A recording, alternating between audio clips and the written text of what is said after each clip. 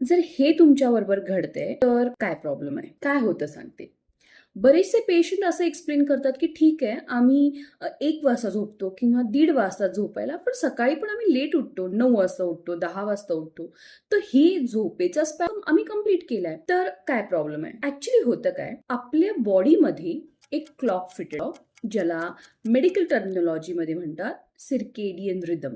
आता हा rhythm कशावरती based आहे? म्हणजे ऊन आणि रात्रीचा अंधार या 2 बेसिक मूलभूत गोष्टींच्या नुसार हे सर्कॅडियन रिदम बनलेलं आहे.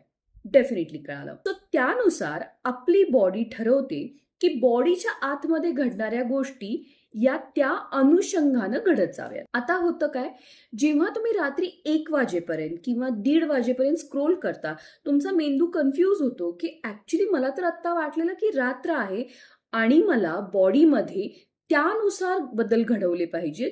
पण हा माणूस तर जागा आहे, याचा अर्थ दिवस आहे का?